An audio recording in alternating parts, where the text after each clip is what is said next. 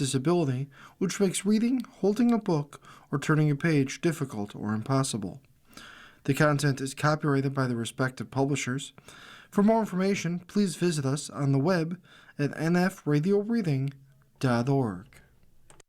Hello, this is Evelyn, and for the next hour, I'll be reading from the August 2nd issue of the New York Times Magazine on the Niagara Frontier Radio Reading Service. My relationship with my brother was fraught. Could sibling therapy help us? I was drawn to and worried about this sort of thing, therapy. Maybe there were dangers in stirring things up. By Daniel Bergner. I'm curious. Richard Benjamin began delicately at the outset of our first sibling therapy session in January. What you wish you might be able to talk about with the other. My brother Bob was at home in New Haven, Connecticut. Benjamin, a clinical social worker, was in her home office in Maplewood, New Jersey, and I was in Brooklyn. We were three faces in squares on our computer screens. Bob is 16 months younger than me. We have no other siblings. In our mid-60s with our shaved heads, he and I looked similar on my laptop, a likeness that has varied in degree over the decades, creeping sometimes jarringly toward seeming twinhood. The side-by-side squares felt like a telling amount of intimacy between us, a cautious sort of closeness. Weeks earlier, during a phone call, Bob asked what I was working on. I told him that I was interviewing therapists who were practicing in a way that's becoming more common, seeing adult siblings together for counseling, siblings who hope to sort through stubborn issues, to heal old but open wounds. What about us? He blurted out. It was clear what he meant, and I was instantly uneasy, feeling a vague but unmistakable resistance. Why stir up trouble? Why venture into the past? Why court the perils of candor? We saw each other for Thanksgiving and Passover and a bit beyond that. His musicianship is the backbone of an annual singing party I host. Wouldn't it be better to leave our pretty good relationship alone? But gently he insisted. Replying to Benjamin's question, Bob said that we should start with religion. By blood we are Jewish, and 5 of our Grandma Clara's 11 siblings, along with their mother, were slaughtered in the Holocaust. Yet in his early 40s, Bob enrolled in an Anglican seminary. He is now the pastor of an Episcopalian church outside New Haven. Religion is a complex and tender topic between us. I suggested 2 more subjects. The first, I told Benjamin, was raised by Bob as we interviewed potential therapists, that I treat him as a little brother. The dynamic he implied verges on toxic. The second was that I couldn't imagine confiding in him about anything at all. I didn't yet elaborate, but I felt that he was not entirely present when we talked. I felt there was a barrier put up by Bob to our becoming better friends, which I wanted even while the nascent attempt made me uncomfortable, as if there were something suspect about the wish, after decades of guarded interaction. Tell me about each of your roles as older and younger brother, Benjamin said. She asked me to begin. I was surprised, I explained, when Bob brought up the big-little dynamic in the present tense. I see it as past, I said. I can remember in childhood feeling threatened by Bob, feeling that I was going to do everything I could, not everything, I wasn't going to murder him, to keep him down. Sibling rivalry for me was a Cain and Abel-sized set of emotions. Wow, she said, almost inaudibly. But I went on. That abated in our 30s, to the point of going away, to the point where I feel I am a supportive brother, older or not. Bob, can you fill in what your experience as the little brother has been? I studied his face with a thorough focus that the screen allows. His hazel eyes held a fragility I might not have absorbed so fully in person. I definitely felt as a kid that I was being suppressed, that there was some antagonistic force coming from him, he said. I still feel that. What my wife has noticed is that when we're together, I pull back from the self she knows. His voice was level, restrained. It was in my own voice that I heard emotion, a refusal, rising. Could he give an example, I asked, of my still having an oppressive effect? He recounted a recent conversation among the 2 of us, his wife Pam and my longtime girlfriend Georgia, who, after reminiscing about ice skating as a girl, asked Bob whether skating was part of his childhood. With Benjamin, Bob recalled that I answered for him, talked over him, and I realized I'd done exactly that. I described to Georgia an innocent, cherished memory, the mini makeshift rink Bob and I created as kids on a frozen swimming pool, and the one-on-one hockey we played. But in our session, he brought back more than his feeling of being silent. He was just bigger, Bob said. There was nothing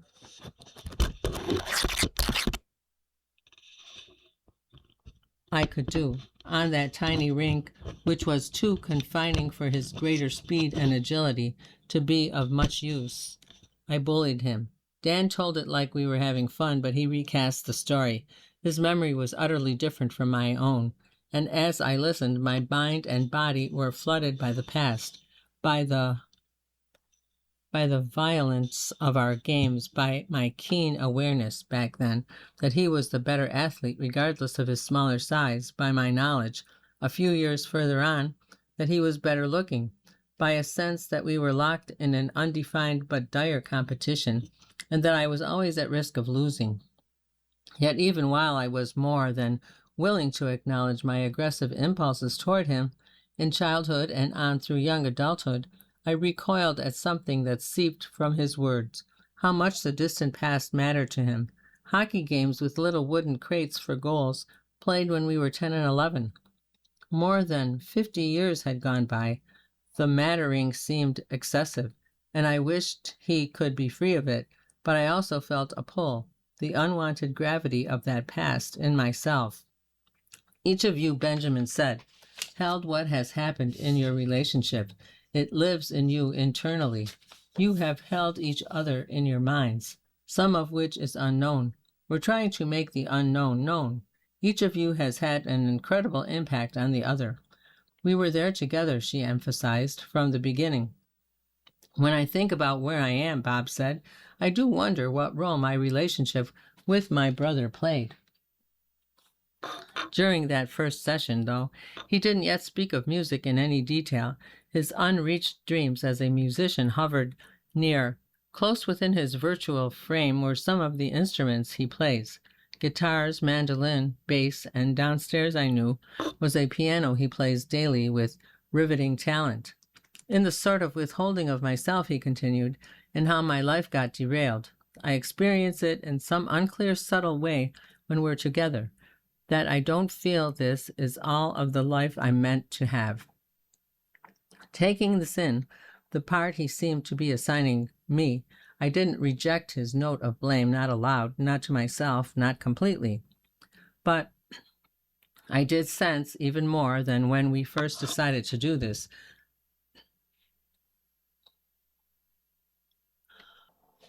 that there was something reckless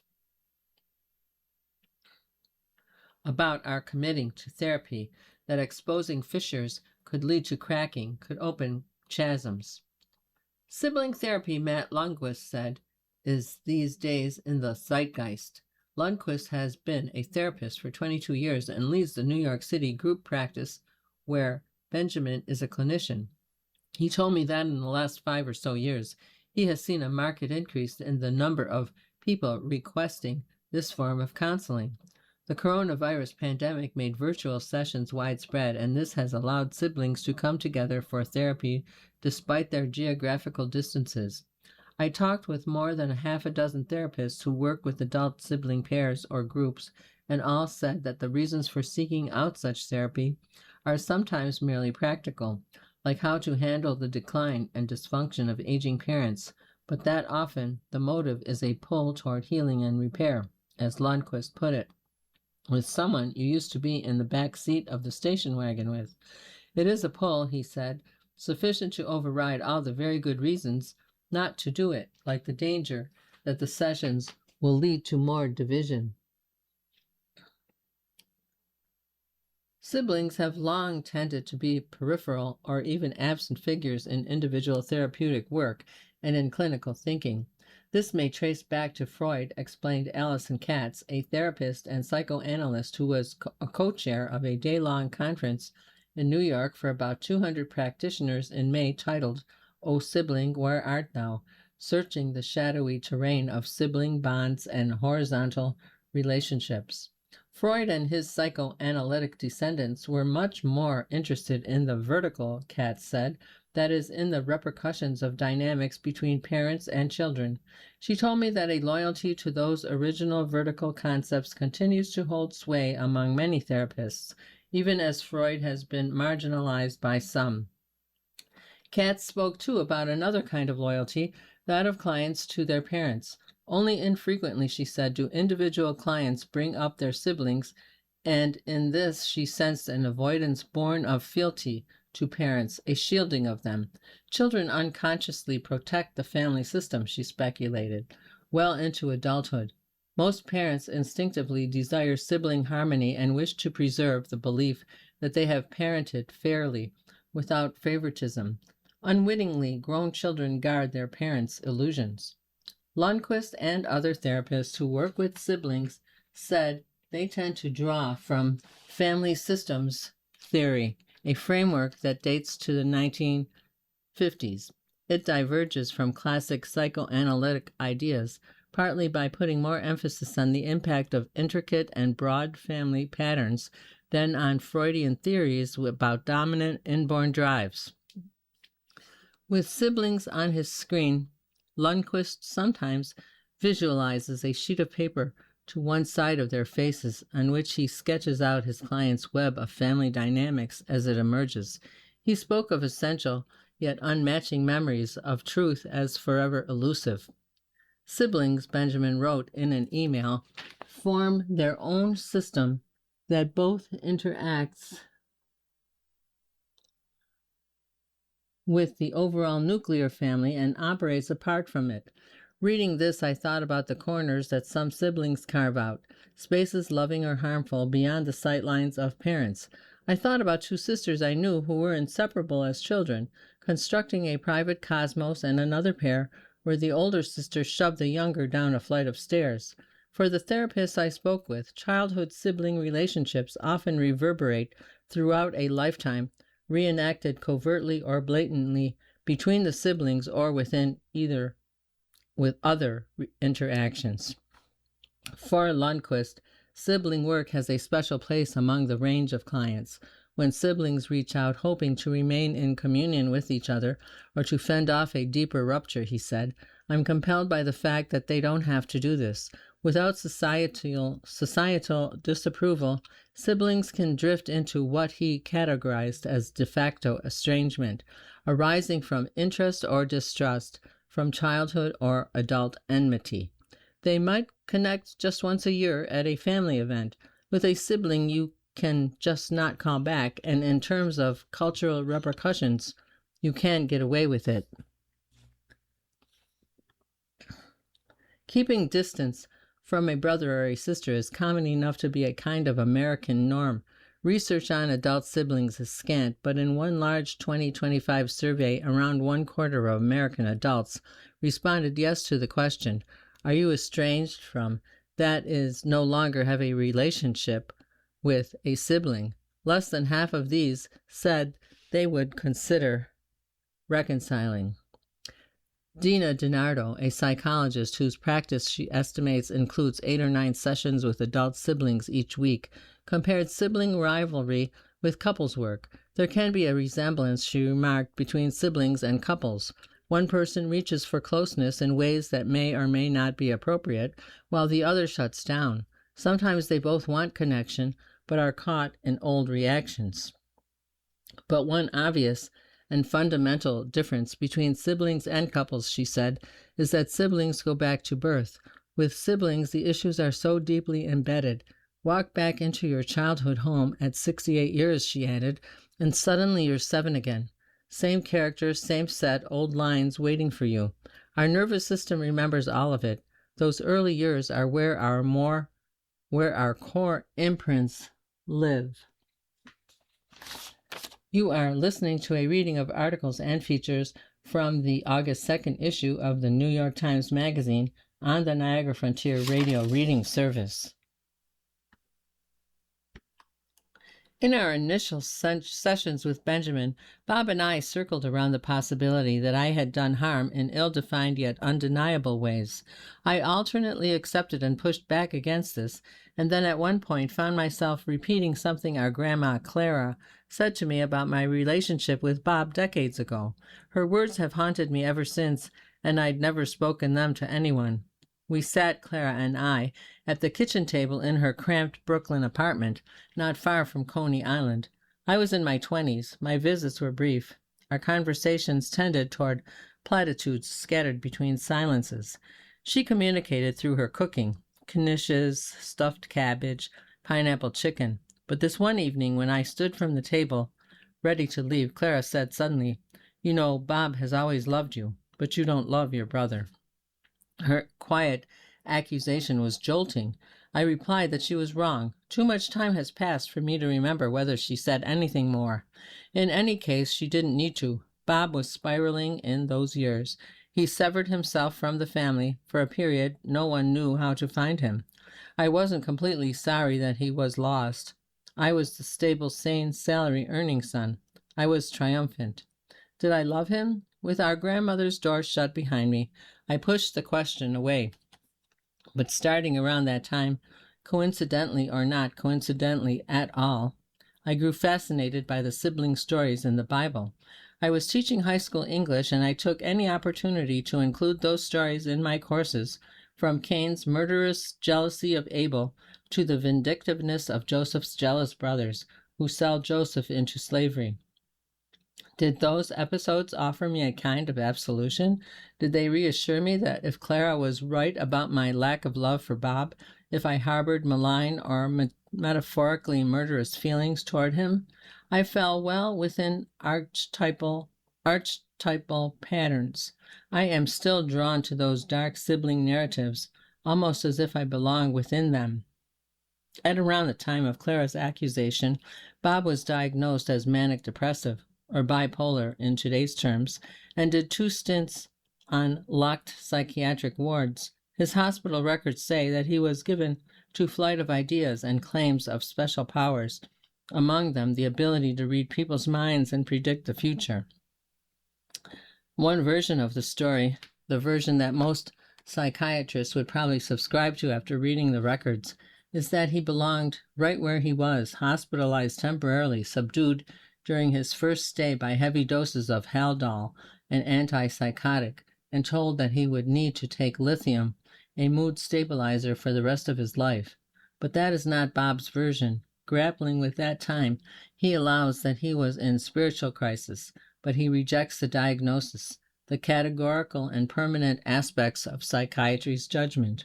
Our parents were terrified and latched onto the diagnosis and the promise of medication. I made my doubts clear about psychiatry's verdict. I was aligned with him back then, even while paradoxically I felt an unarticulated sense of victory, dominance, comfort. Time has proved the rejection justified. Bob stopped taking lithium after 3 years because the drug caused a tremor in his hands that hindered him at the piano, and because he felt that it put, in his words, a blanket over my brain. He didn't replace the medication with any other. There was a period of severe struggle, of homelessness, but then he found work and a degree of artistic affirmation playing the piano for dance classes at the Radcliffe Dance Program in Cambridge, Massachusetts, and he started dating Pam, an administrative assistant in the program, who would go on to a highly accomplished career as a modern dancer based in Montreal. There he and Pam married, and he founded and directed a choir at a large church where Pam's mother worshipped. This, and a deep sense of calling, steered him to seminary. He has served as a pastor in prisons where he played guitar and led sex offenders, the least of the least, in song, at a life care community, where he started a choir in the memory care unit, and for the past 8 years at the church outside New Haven. In session, I brought up some of what Bob has done while at that church.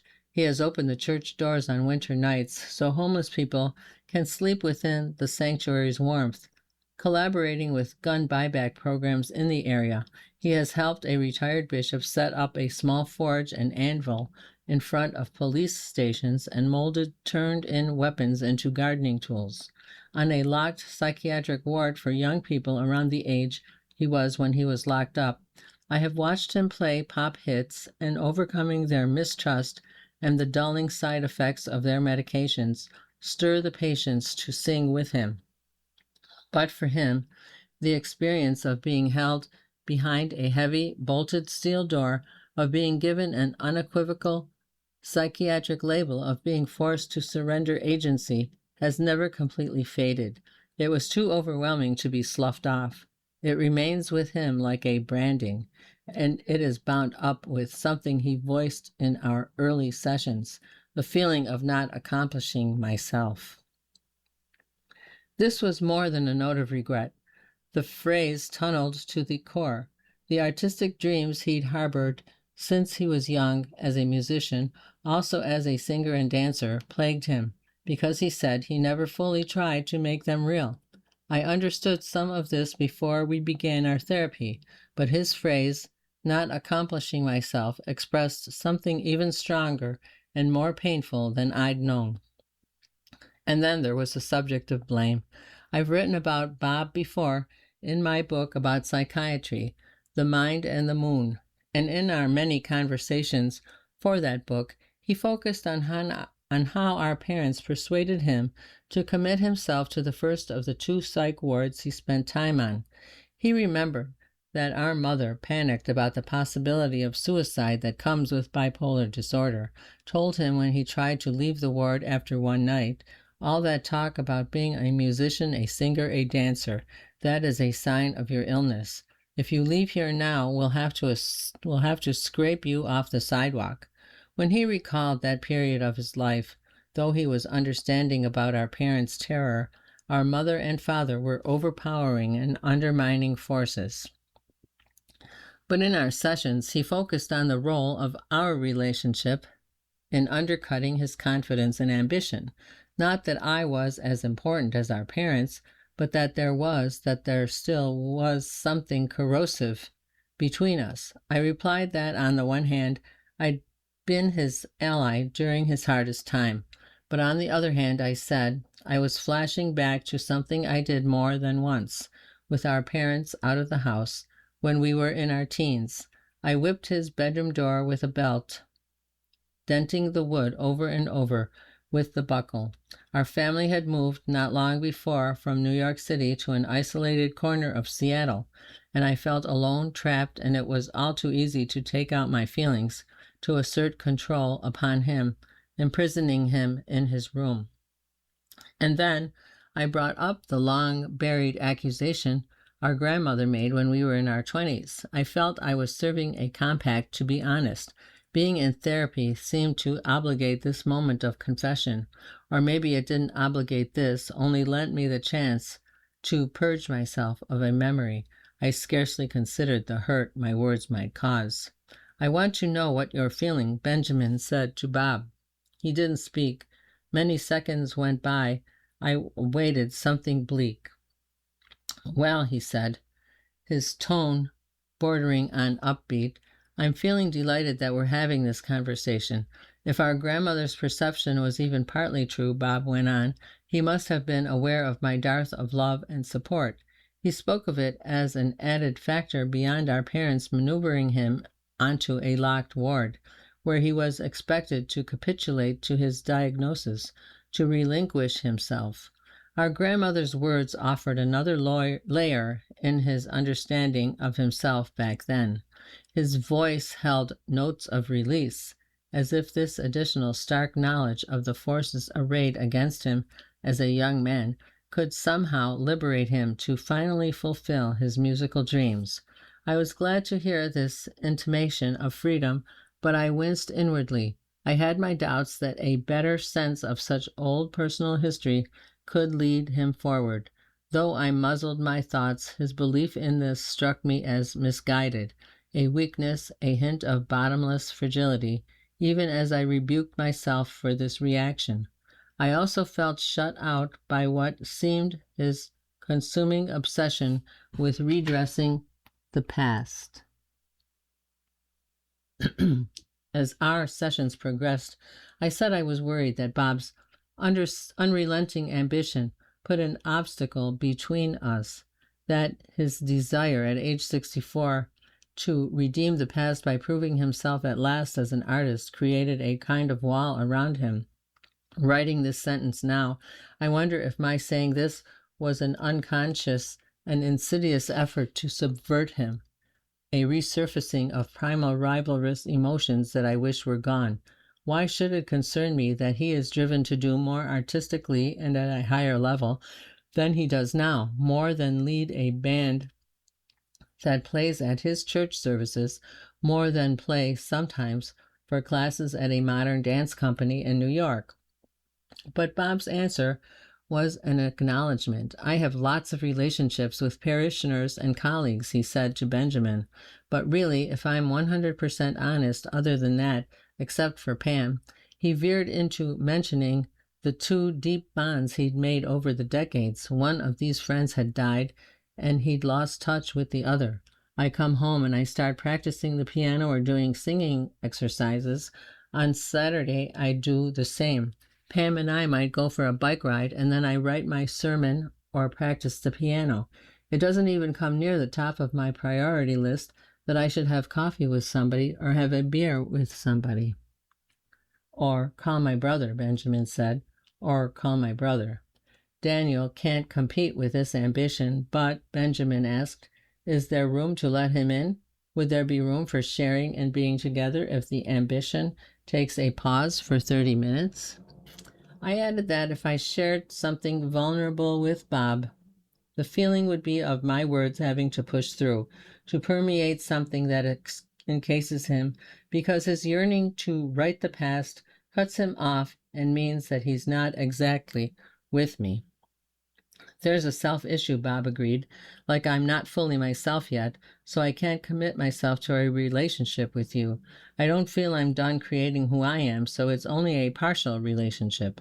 How do we want to work on that? Benjamin asked. I wasn't sure how successfully we could. Was his need too powerful and too entrenched?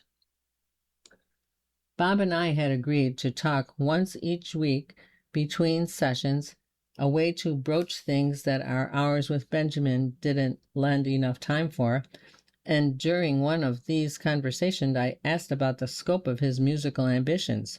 I'd always been afraid to ask because I assumed his goals were probably unrealistic, playing the piano or singing classical repertoire on top-tier stages. It was an acutely sensitive topic. As I laid out my question, I used the phrase grand scale, but he heard me say grandiose.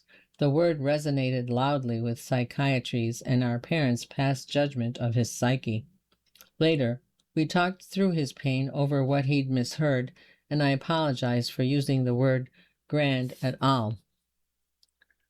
About his current dreams, he said that he hoped to play for classes at an exalted ballet company. He wished to sing oratorio with small regional orchestras. This didn't sound impossibly grand, let alone grandiose. It sounded to me beautiful that a talented 64-year-old man would be determined to overcome the past and pursue these unglamorous yet meaningful artistic desires. It occurred to me that if I met a stranger in late middle age who told me about his rigorous devotion to such dreams, I would want to write and celebrate his story.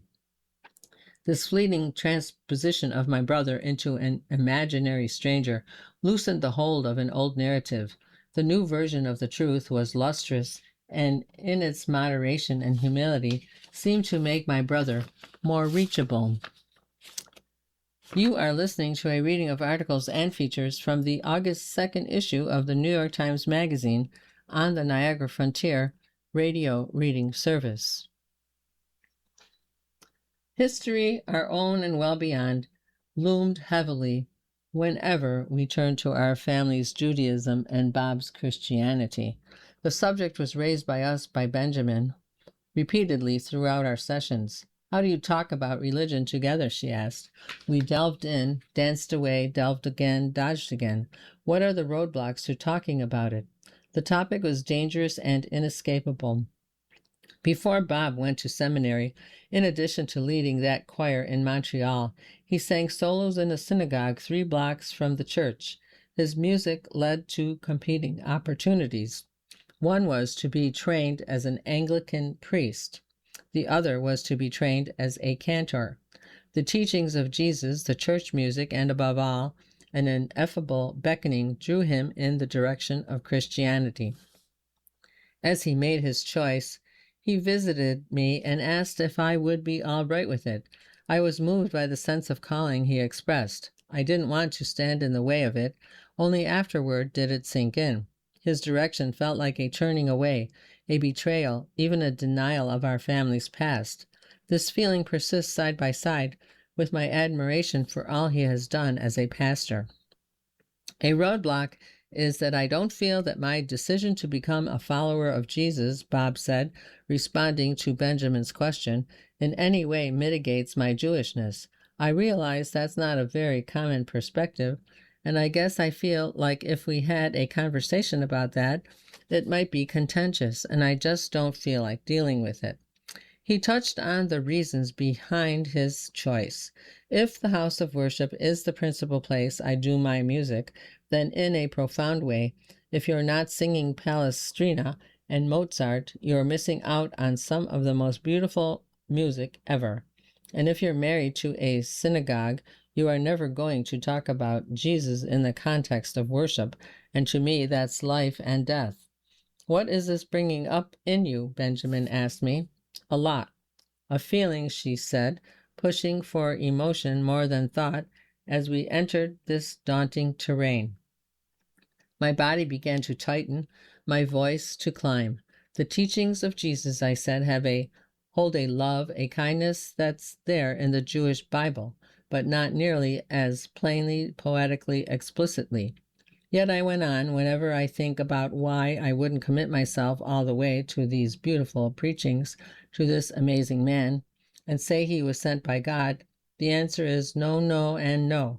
My voice was leaping. I have to live in this space, the Jewish space, partly because the relative I was closest to, after our grandmother, who lived across the street from Clara, and whose warmth radiated through our lives, survived Auschwitz. I feel like, Bob, you owe us more. So you want to understand more, Benjamin said. Yes, but if you're asking for feeling, it's in the you owe us more. There was a silence. I can hardly articulate what I meant, yet my meaning seemed understood, that his betrayal felt aggressive, both pointed and vast. In my mind, I recalled an image from his ordination. At the altar of an immense Anglican church in Montreal, with its towering arches, the bishop sat enthroned, draped in crimson and gold regalia, and topped by a gold-embroidered mitre, a tall crown-like headdress. Bob knelt before him. In session, had I let myself go, I might have described this and said, "What the?" Had I let myself go, I might have lost myself to anger verging on rage, though at the ordination, at Bob's request, I took part, stepping onto the chancel to read a poem he'd chosen. I want to give you guys guardrails, Benjamin said, with the messier bits, so it's so important to take them in and let them settle for a moment. She was cautioning us to go slowly, but it wasn't Bob, only me, who seemed to need the warning. He didn't rush to defend himself or attack me in reaction to what was, in my words and voice, something close to an attack. I felt called by love to pursue a vocation in the church, he said. He recounted a genealogy exercise during seminary that confronted him with the Holocaust deaths in our family.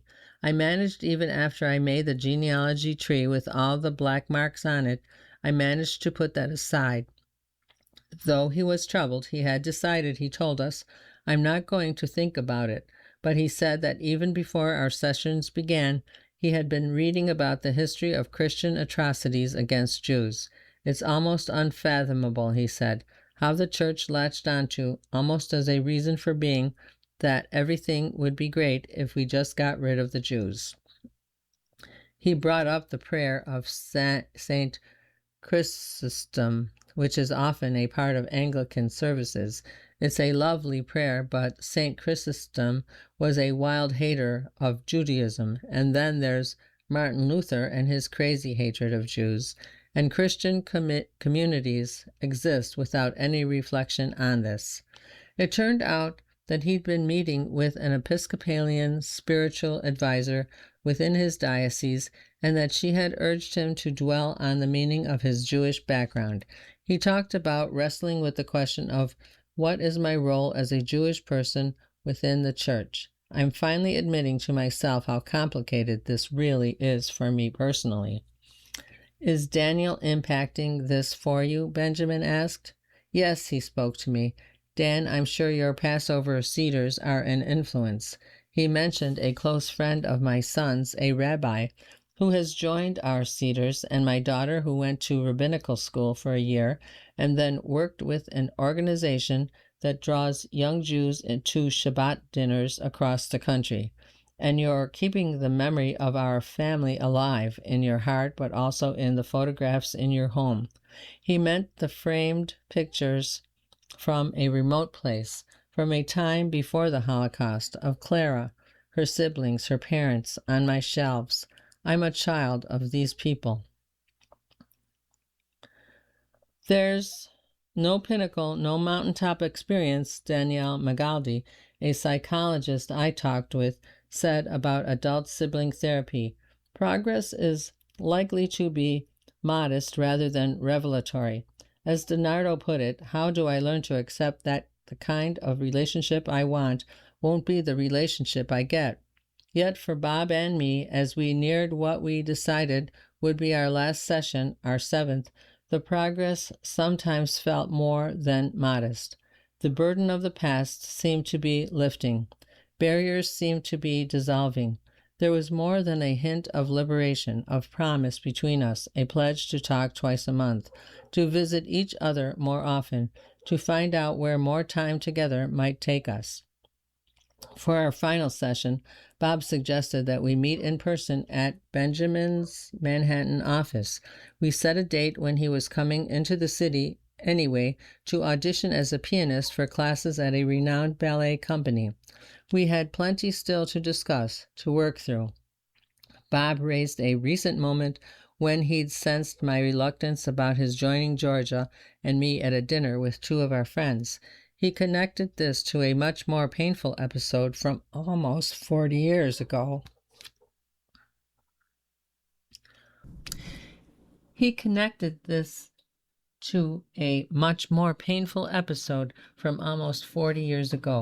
For my part, I wanted to know whether his choice of Christianity was in any way a gesture of anger at our parents, who had put him on that psych ward and never believed that his dreams were more than delusions. I'd always suspected, I said, that his religious decision was unconsciously a way of dividing himself from and lashing out at our family. He said no, though he acknowledged that his eagerness to follow Pam to Montreal was very much about a geographical separation. His answer didn't erase my suspicions. For both of us, the past wasn't going anywhere. Yet it seemed to have relinquished some of its power. It was possible to imagine exploring it without the subtle, softening effect of Benjamin's presence, her quiet voice asking without probing, eliciting without interpreting, steering us back to topics we might otherwise have touched on and then reflexively skirted. More than anything, perhaps, she simply offered us a space, virtual though it mostly was, to attempt what I hope we both genuinely wish for amid all that lingers, to be closer. Were our efforts successful? Will we slide back into habitual cautious distance, into Bob's wariness of my oppressive effect and my buried sense of the threat he poses? The 3 of us agreed that we would contact Benjamin for another session if we ran into trouble, or even if we just failed to follow through on our plans for phone calls and visits. The minutes in her office wound down. My brother was about to walk uptown to the dance company. I told Bob that there wasn't a goal he could name that I wouldn't want him to reach. We said our goodbyes to Benjamin and on the street with a hug to each other. I thought ahead a few hours, imagining a call or a text, hoping we would have his triumph to celebrate. Saying Google it makes you sound old. Search it up. By Sophie Halgney. I have Googled thousands of things in my life, probably hundreds of thousands. In fact, I am willing to bet I am a power Googler, engaged in a kind of continuous conversation with the search engine about all manner of questions and concerns and interests. What happened to Pippa Middleton? Weird rash on chin, not itching. Quarterly tax, New York State address. If I have Googled 5 things a day for 15 years, how much have I Googled? And so forth. My Google search bar feels sometimes like an extension of my mind, the place my idle thoughts get typed in, only to generate hundreds of thousands of new pathways for me to explore. To Google might be one of my most used verbs. But the kids these days, Gen Z and Alpha, aren't talking about Googling things. They may still be using Google, but they're not Googling it. Instead, they're saying search it up, as in, who is that Norwegian soccer player with that long blonde hair? Search it up. The it is dropped if you have a direct object, as when you search up Erling Haaland. The shift toward using this phrasal verb has been profound in the youngest generations. A few years ago, a podcast called A Way with Words interviewed a 13-year-old who described how all her friends were using the term. One of the hosts posited that search up was being used by zillions of people. There is even a PBS Kids miniseries which started in 2020 called Search It Up. The other day, I spoke to an 11-year-old named Carson, who told me she uses the phrase exclusively. I don't think I've ever heard one of my friends say, I Googled it, she said. The phrase search up was added to the Cambridge Advanced Learners Dictionary and Thesaurus only in 2024, but it did appear in pre-internet times, with a first mention in the Oxford English Dictionary in 1529. One example sentence from 1780, he searched up all the Hebrew copies he was able and burnt them. Many of the older terms describing the act of research had a foot in the physical world. Look up, browse, and peruse all conjure a literal sense of moving through sources in search of information. Search started describing internet exploration near the end of the last century.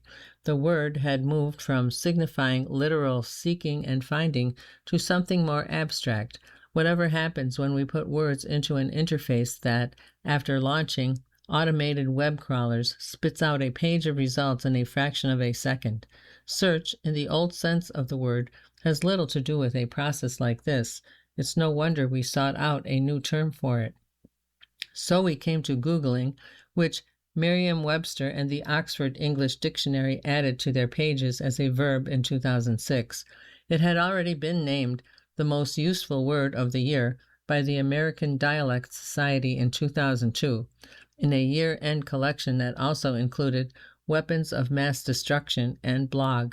The first person known to use the proper noun as a verb was the Google co-founder Larry Page himself, in a 1998 sign-off on a listserv.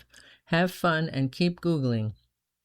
In later years, though, the company discouraged the use of Google as a verb for trademark reasons, worrying that it would be a victim of genericide. Too bad for them. We kept Googling it. So why are young people abandoning the word now? Part of this shift follows a typical pattern from a branded term to a generic one. The Georgetown linguistics professor, Deborah Tannen, told me this change reminded her of how Kleenex used to be a stand-in for tissue, Frigidaire for refrigerator, or Levi's for all blue jeans.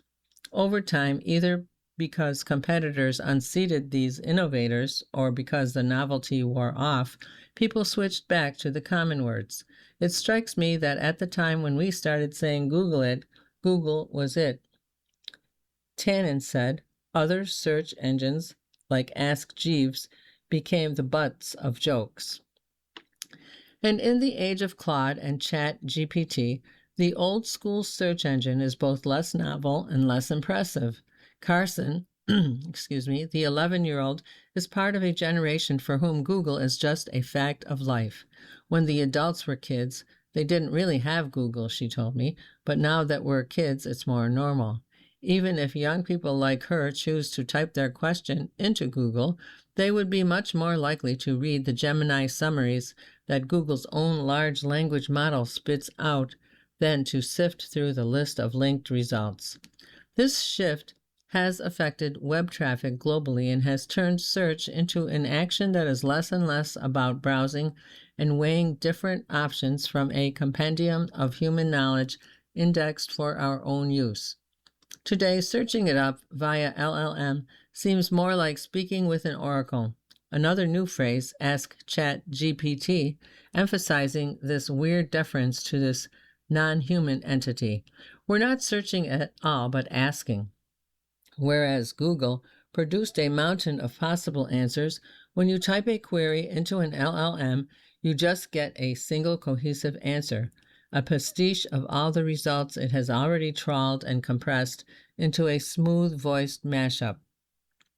Google's functional monopoly on search had plenty of negative effects on the internet, so it's hard to mourn its decline wholeheartedly.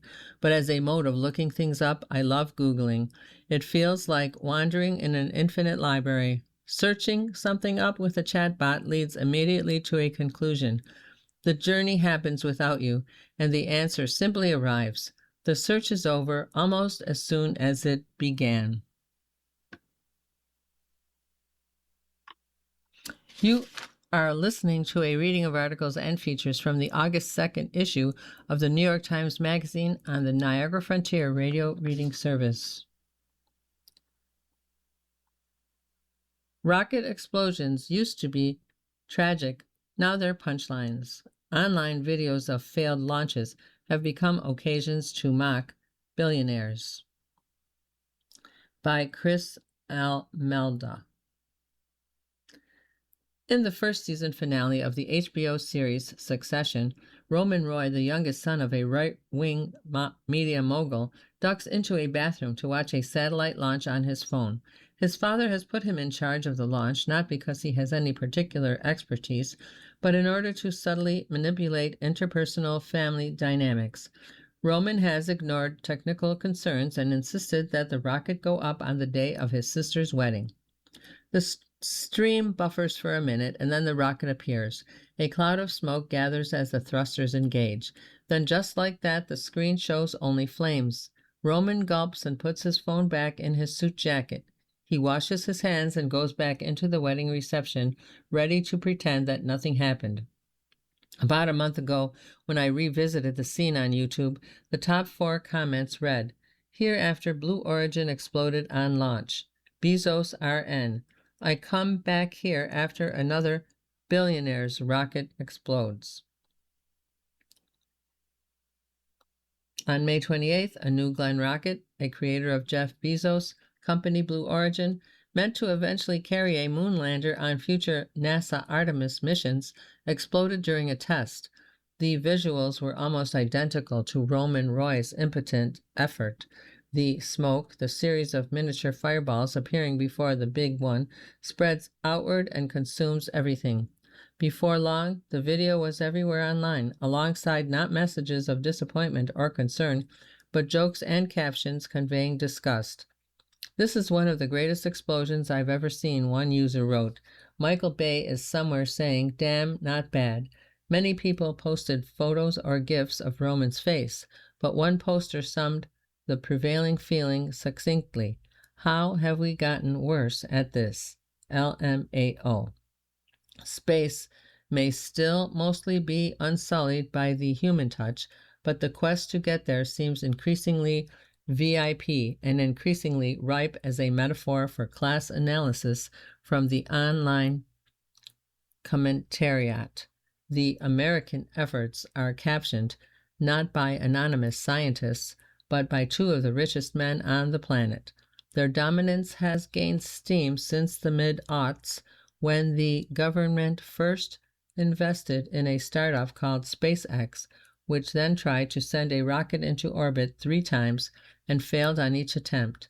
Nevertheless, NASA, aiming to outsource cargo delivery missions, gave the company a $1.6 billion contract, opening the space exploration process to the private sector. Elon Musk famously said he was interested in reaching or colonizing Mars, but his timeline for the project kept stretching. Now he says he's prioritizing a moon colony, which will exist in less than 10 years. Still, he has succeeded at controlling the market. This June, SpaceX went public and at one point had a market capitalization of $2.77 trillion, making it the world's 5th largest company, just ahead of Amazon. Analysts thought the company was tremendously overvalued. It seems now that they were right. The company's share price is down almost 45% from its highest point. It's hardly surprising that the hyper-wealthy see the great beyond as another way to distance themselves from the rest of us, but no amount of money makes launches particularly easy. When Bezos' rocket self-immolated, Musk, rather than celebrating his chief rival's failure, decided to instead express condolences. "Most unfortunate," he posted on X, "rockets are hard." In the micro-genre of explosion videos, there is never even a millisecond of triumph. The Blue Origin video and others like it never show a rocket doing what a rocket is supposed to do. They have an official feel to them, shot from far away by a stationary camera as if they're something meant to be watched by a technician. Liftoff is implied and anticipated, and then, instead, a flamboyant failure. One of the earliest videos of this type appeared about a decade ago when SpaceX's Falcon 9 rocket exploded, was destroyed by a really fast fire, according to a Musk tweet from the time, while trying to take an Israeli telecommunications satellite into orbit. These fast fires have since become regular occurrences. By this time last year, 3 different SpaceX Starships had exploded during their test flights. Failed tests are by no means novel. The early history of NASA launches is littered with explosions and disassemblies, but now the cameras are always running, perhaps in the hopes that success will be captured and produce a viral moment that doubles as an advertisement. Part of the humor comes from the fact that when the product doesn't work, the virality of the video does. The second most famous moment in the history of American space exploration after the moon landing is an explosion. In many ways, that moment was the inverse of our modern rocket failures. The failure of the Space Shuttle Challenger is a national trauma, primarily because it happened on a crewed mission and resulted in 7 deaths. This is a critical difference that makes mocking the SpaceX and Blue Origin explosion videos relatively uncomplicated. Nobody has died in any of them. It was a collective endeavor with a cost, and one witnessed by a nation simultaneously on television. Now these videos are clipped, posted online, and distributed as punchlines. Spacecraft explosions used to dash dreams. But if all that space promises us now is another airport lounge with somebody checking your credit card at the door, no wonder we feel that the best thing a rocket can do when it tries to go there is explode. You've been listening to a reading of articles and features from the August 2nd issue of the New York Times Magazine. Your reader has been Evelyn. Thank you for listening. Coming up next on the Niagara Frontier Radio Reading Service, we have the USA Today. Following that at 2 o'clock is episode number 6 of Wayward Girls by Susan Wiggs. Stay with us for these readings and more.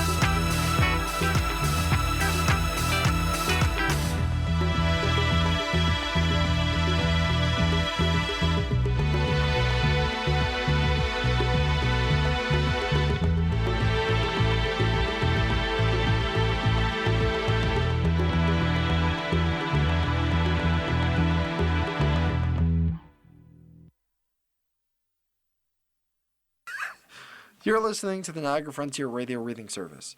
We broadcast daily readings of printed matter to those who are blind or have a print disability throughout Buffalo, Western New York, and Southern Ontario's Niagara Peninsula. Almost 40 years and more than 300,000 hours of radio readings to those without sight. Our broadcast signal is provided at no charge by WNET. Niagara Frontier Radio Reading Service broadcast studios are at 1199 Harlem Road in Cheektowaga. Please let others know about your Niagara Frontier Radio Reading Service. For more information, call us at 716-821-5555.